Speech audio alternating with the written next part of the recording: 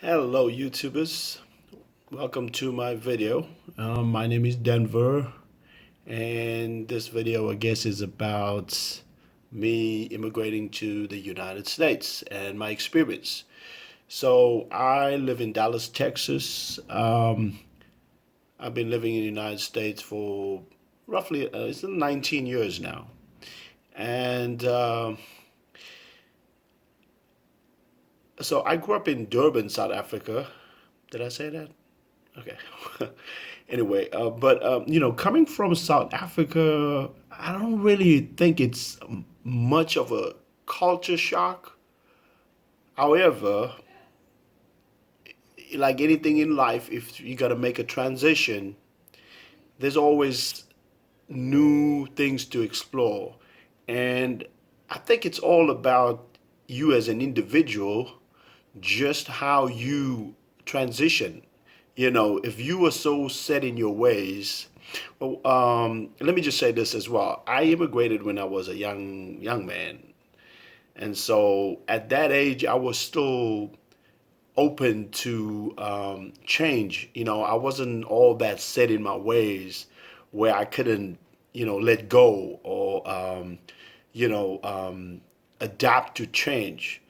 And so, as a young man growing up in South Africa, we were very much influenced by the United States, the Western culture. So, with the foods and the music, the movies, and just even the language. If anybody know about South Africa, you know that South Africa used to be British colonized, and so we obviously spoke English, and we spoke good English, by the way. And so, for you to immigrate to a Western society, I think it's very easy for you to transition. And so, with that said, my experience living in Texas. I mean, I've been to a lot of states. I traveled a lot in the beginning when I got here because I was so excited to go to New York and California and Miami and Atlanta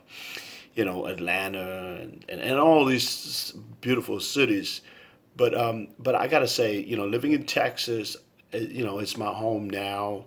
I really I love it. I love it. I think one of the main things for me, um, and one of my main, reasons I actually moved in the first place was the political climate in South Africa. I'm not going to knock South Africa in this video. I love the country. I was born in South Africa. But I got to tell you though, and it's not just me. I think everyone that comes, they call America the melting pot. And I think a lot of people that immigrate to America, that's one of the beautiful things about this country, the diversity. And I think a lot of reasons, or the main reason a lot of people come to this country is because of the freedoms, the liberties, that we have. And so it's not a dictatorship. Sad to say, South Africa is really not a dictatorship. It's a democracy. But when you think about what's going on right now, and I think when I was coming up as a young man and with the whole change, the transition the country was going through, after Mandela becoming the president, who personally I love. I really look up to Nelson Mandela, and I think he's such a inspiration to all of us today, all our young people and future leaders.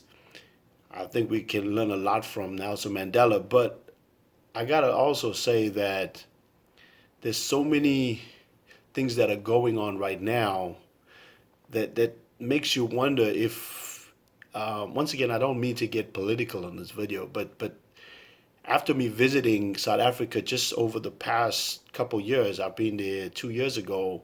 Um, you know, there's a lot of good to see, but there's a lot of bad that that's going on that I've noticed. It was actually disappointing. So anyway, but coming back to that's the reason this video I made this video.